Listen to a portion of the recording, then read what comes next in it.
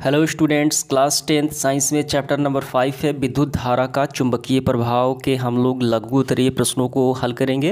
तो आइए वीडियो को सबसे पहले देखिए। प्रश्न क्रमांक पहला है, चुंबकीय पदार्थ और अचुंबकीय पदार्थ क्या है। हमें दोनों की परिभाषा करनी है। ये आपको लिखना है, चुंबकीय पदार्थ लिख के डैश देना है और ऐसे करना है, वैसे पदार्थ जिन्हें चुंबक आकर्षित करता है अथवा जिनसे कृत्रिम चुंबक आर्टिफिशियल चुंबक मानव द्वारा चुंबक बनाए जा सकते हैं वो कहलाता है चुंबकीय पदार्थ, मैग्नेटिक सब्सटेंस कहलाता है। जैसे देखिए लोहा, कोबाल्ट, निकेल, ठीक है, और इनके कुछ मिश्र धातुएं, ये सारी चुंबकीय पदार्थ कही जाती है। अब इसके बाद अचुंबकीय पदार्थ क्या होते हैं, तो आपको ऐसे लिखना है और डैश देना है और इसके बारे में, वैसे पदार्थ जिन्हें चुंबक आकर्षित नहीं कर पाता तो वे सारे पदार्थ अचुंबकीय पदार्थ कहलाते हैं। इस कैटेगरी में देखिए कांच, कागज, प्लास्टिक, पीतल, ये चुंबक की ओर आकर्षित नहीं होती, ये सारी वस्तुएं तो अचुंबकीय पदार्थ हो जाते हैं। तो दोनों की परिभाषा हो। इसके बाद देखिए दूसरा क्या प्रश्न है हमारा, किसी क्षण चुंबक के चारों ओर चुंबकीय क्षेत्र रेखाएं हमें ड्रॉ करना है। आइए खींचते हैं। तो ये रहा, ये पिक्चर आपको खींचना है ऐसे। तो यहाँ पे देखिए ये एक क्षण चुंबक है, ये नॉर्थ पोल है और ये साउथ पोल है। और आपको बात ये ध्यान रखनी है कि जो हम चुंबकीय क्षेत्र रेखाएं, ये क्या है, ये सारी चुंबकीय क्षेत्र रेखाएं हैं जो उत्तरी ध्रुव से निकलकर, जो नॉर्थ पोल से निकलकर साउथ पोल की ओर जा रही हैं। और ये बात हमें ध्यान रखना है, जब हम ड्रॉ करेंगे तो कोई भी आपस में प्रतिच्छेद नहीं करना चाहिए। यहाँ पे देखिए सब अलग अलग है, ठीक है। तो इसी तरीके से आपको ड्रॉ कर लेना है। इसके बाद देखिए तीसरा क्या प्रश्न है, चुंबकीय क्षेत्र रेखाएं क्या होती हैं, इनके प्रमुख गुण क्या है। तो ऐसे करेंगे, चुंबक के चारों ओर उसके चुंबकीय क्षेत्र में विद्यमान क्षेत्र रेखाएं जो होती हैं चुंबकीय क्षेत्र रेखाएं कहलाती हैं। जो क्षण चुंबक के उत्तरी ध्रुव से क्षेत्र रेखाएं निकलती हैं और वक्र पथ बनाते हुए दक्षिणी ध्रुव पर समाप्त होती हैं, ठीक है।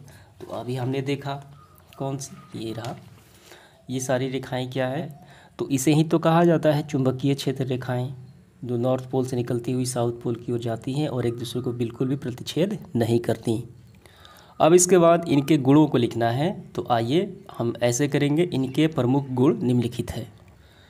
तो चुंबकीय क्षेत्र रेखाओं के गुण निम्नलिखित है। पहला है, किसी चुंबक के चुंबकीय क्षेत्र में क्षेत्र रेखाएं एक सतह बंद वक्र, ठीक है, का निर्माण करती हैं। वे चुंबक के उत्तरी ध्रुव से निकल दक्षिणी ध्रुव में प्रवेश करती हैं और पुनः चुंबक के भीतर होती हुई उत्तरी ध्रुव पर वापस आ जाती हैं, ठीक है। ऐसे जाएंगी और वैसे प्रवेश करेंगे, पुनः वापस आ जाएंगी, ठीक है। ये पहला गुण हो गया। आपको कम से कम 2 लिख लेना है, ये इसका दूसरा। तो प्रश्न क्रमांक 4 देखिए क्या है, दो चुंबकीय क्षेत्र रेखाएं एक दूसरे को प्रतिच्छेद क्यों नहीं करती, एक दूसरे को क्यों नहीं काट पाती, इसका हमें कारण बताना है। तो यहाँ पे समझिए, जो चुंबकीय क्षेत्र रेखाएं हैं नॉर्थ से साउथ की ओर जाती हैं तो एक दूसरे को कहीं भी ये प्रतिच्छेद नहीं करती, इसका कारण हमें बताना है। तो प्रतिच्छेद न करने का कारण हम यहाँ से करेंगे, चुंबकीय क्षेत्र रेखाएं एक दूसरे को नहीं काटती हैं।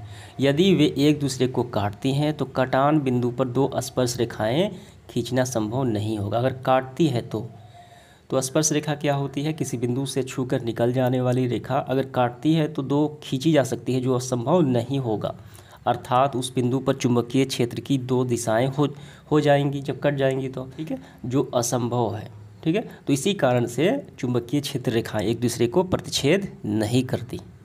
अगला प्रश्न देखिए 5वां क्या है, एक समान चुंबकीय क्षेत्र को निरूपित करने वाली चुंबकीय क्षेत्र रेखाएं कैसी होती हैं।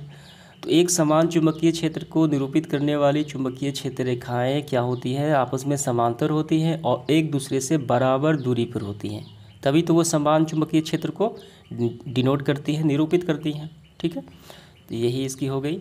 इसके बाद देखिए 6 नंबर क्या है, सीधी धारा के कारण उत्पन्न चुंबकीय क्षेत्र रेखाएं कैसी होती हैं। तो धारा की जो प्रकृति है वो कैसी है, सीधी धारा है। तो आइए इसका आंसर करते हैं। तो यहाँ पे समझिए, धारावाही सीधे चालक, यहाँ पे क्या है, जो चालक है तो उसमें धारा कैसी प्रवाहित हो रही है, सीधी हो रही है। धारावाही सीधे चालक के कारण चुंबकीय क्षेत्र, ठीक है। तो यहाँ पे 2 तरीके के होते हैं, एक धारावाही वृत्ताकार, लेकिन हमें तो नहीं हमें कौन सा बताना है, सीधे बताना है। तो आपको आंसर कैसे करना है, आइए।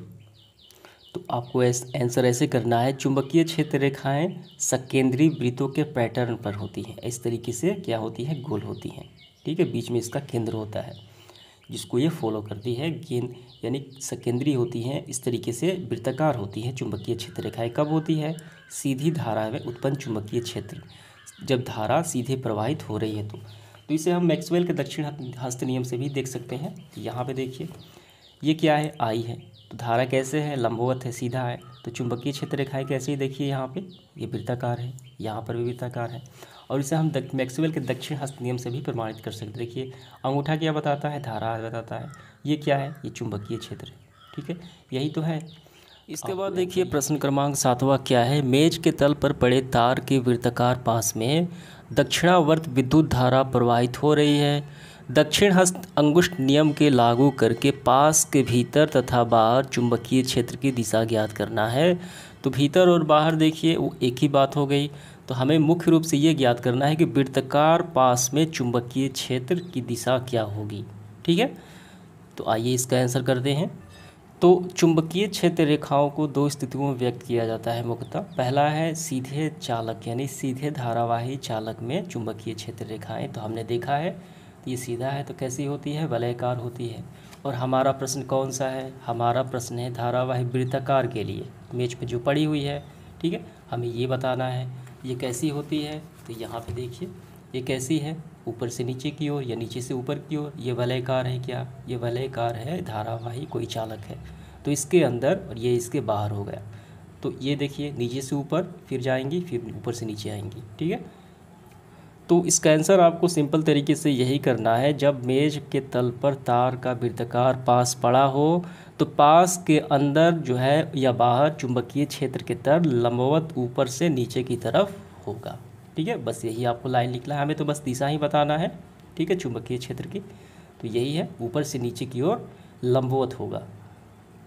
इसके बाद देखिए 8वां प्रश्न क्या है? मैक्सवेल के दक्षिण हस्त नियम को हमें लिखना है। तो ये है मैक्सवेल का दक्षिण हस्त नियम। ठीक है, तो ये सीधे धारावाही चालक का चुंबकीय क्षेत्र और धारा की दिशा बताने में ये मदद करता है। तो आपको ऐसे करना है मैक्सवेल का दक्षिण हस्त नियम। यदि धारावाही तार को दाएं हाथ के मुट्ठी में, ये रहा दाएं हाथ के मुट्ठी में, इस प्रकार पकड़ा जाए कि अंगूठा धारा की दिशा को संकेत करता हो। धारा की दिशा कैसे है? लंबवत है, ये रहा धारा की दिशा।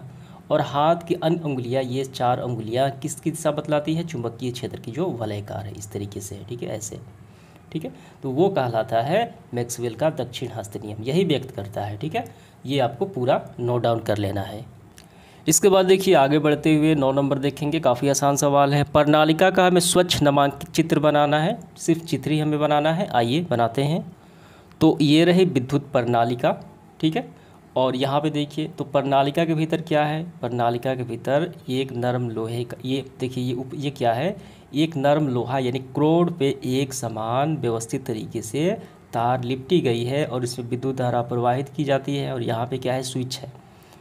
तो ऐसे विद्युत धारा प्रवाहित करने पर ये एक प्रणालिका के रूप धारण कर लेती है। ये पूरी व्यवस्था प्रणालिका कही जाती है। यह हो गया नॉर्थ पोल, ये साउथ पोल। चुंबकीय क्षेत्र रेखाएं हैं, नॉर्थ से निकलती हुई साउथ की तरफ जाती है और ये बंद वक्र लूप का निर्माण करती है। ये पूरा वापस आ जाती है। ये पूरी व्यवस्था क्या कहलाती है? प्रणालिका। इसके बाद आगे बढ़ते हुए देखिए प्रश्न क्रमांक 10 क्या है? प्रणालिका चुंबक की भांति कैसे व्यवहार करती है? क्या आप किसी क्षण चुंबक की सहायता से किसी विद्युत धारावाही प्रणालिका के नॉर्थ पोल और साउथ पोल का निर्धारण कर सकते हैं?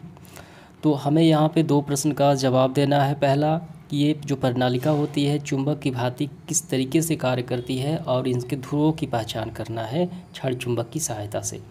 तो सबसे पहले देखिए हम इसकी परिभाषा करेंगे। तो सबसे पहले प्रणालिका के बारे में कैसे ये व्यवहार करती है। प्रणालिका चुंबक की भांति व्यवहार करती है। इसका एक सिरा उत्तरी ध्रुव तथा दूसरा सिरा क्या होता है? दक्षिणी ध्रुव की तरह व्यवहार करता है। ठीक है, क्यों? क्योंकि इसमें विद्युत धारा प्रवाहित की जाती है और एक नरम लोहे की क्रोड होती है जो चुंबक की भांति कार्य करने लगता है, चुंबकीय क्षेत्र उत्पन्न होने लगता है। अब इसके बाद देखिए किसी क्षण चुंबक की सहायता से किसी विद्युत धारावाही प्रणालिका के दोनों ध्रुवों का निर्धारण किया जा सकता है काफ़ी आसान तरीके से। तो पहले स्थिति हम देखेंगे क्या करेंगे। देखिए यहाँ पे तो पहले स्थिति में हमें करना है क्षण चुंबक के जो उत्तरी ध्रुव होता है को प्रणालिका के एक सिरे के निकट लाएंगे। यदि दोनों के बीच आकर्षण हो तो प्रणालिका का वो सिरा क्या होता है? वो साउथ पोल होगा। क्योंकि असमान ध्रुवों के बीच क्या होता है, आकर्षण होता है। तो इसीलिए प्रणालिका का एक जो सिरा होगा आकर्षण के कारण वो दक्षिणी ध्रुव यानी साउथ पोल होगा। इसके बाद स्थिति 2 में देखिए, यदि दोनों के मध्य प्रतिकर्षण हो, एक दूसरे से दूर हटे, तो वह सिरा उत्तरी ध्रुव होगा, क्योंकि समान ध्रुवों के आपस में प्रतिकर्षण होता है। इस तरीके से हम देखेंगे, देखिए तो क्षण चुंबक का नॉर्थ पोल, ठीक है, तो लाएंगे तो क्या होगा, ये समान है, इसका मतलब ये प्रतिकर्षण करेगा, तो ये क्या होगा, नॉर्थ पोल होगा, ठीक है। अब हम फिर लाएंगे, अगर ये अगर वाला हो, अगर उसका साउथ पोल हो तो क्या करेगा, ये उसको आकर्षित करेगा असमान ध्रुव होने के कारण, तो ये प्रमाणित हो जाता है, नॉर्थ और पोल आसानी से हमको समझ में आ जाएगा। तो इस तरीके से ये प्रश्न क्रमांक 10 जो है समाप्त हो जाता है। इसके बाद देखिए प्रश्न क्रमांक 11 क्या है, विद्युत चुंबक और अस्थायी चुंबक में अंतर स्पष्ट करना है। यहाँ पे हो गया विद्युत चुंबक और ये आपका हो गया अस्थायी चुंबक। देखिए इसमें अधिक शक्तिशाली चुंबक बल रहता है, किसमें, विद्युत चुंबक में, जबकि अस्थायी चुंबक में इसमें कम शक्तिशाली चुंबकीय बल रहता है। दूसरा अंतर है, इसकी शक्ति कुंडली के फेरों की जो सहायता है, यानी उसकी फेरों की संख्या अगर बढ़ा दे तो इसकी शक्ति काफ़ी ज़्यादा बढ़ जाएगी, यानी परिवर्तन किया जा सकता है, घटा या बढ़ा जा सकता है, लेकिन इसमें शक्ति नियत रहती है, स्थिर रहती है। तीसरा देखिए, इसमें धारा बंद होने पर जो चुंबकीय शक्ति है वो ख़त्म हो जाती है, लेकिन इसमें अस्थायी तौर पर बनी रहती है। तो यही हो गया विद्युत चुंबक और अस्थायी चुंबक में अंतर। इसके बाद देखिए 12 नंबर प्रश्न क्या है, विद्युत चुंबक में नरम लोहे के क्रोड का इस्तेमाल क्यों किया जाता है, उसका कारण बताना है। नरम लोहे के क्रोड की उपयोगिता का कारण है कि नरम लोहे को आसानी से चुंबकित और विचुंबकित किया जा सकता है, तथा जब प्रणालिका में धारा प्रवाहित की जाती है वो चुंबक बन जाता है, ठीक है, और हटा दी जाती है तो वो चुंबक नहीं बन पाता, ठीक है। इसलिए कहा जाता है कि चुंबकित और विचुंबकित किया जा सकता है, ठीक है। तब प्रणालिका में चुंबकीय क्षेत्र उत्पन्न हो जाता है, जिससे नरम लोहे की छड़ शक्तिशाली चुंबक बन जाता है। तो इसी कारण क्रोड का इस्तेमाल किया जाता है नरम लोहे का।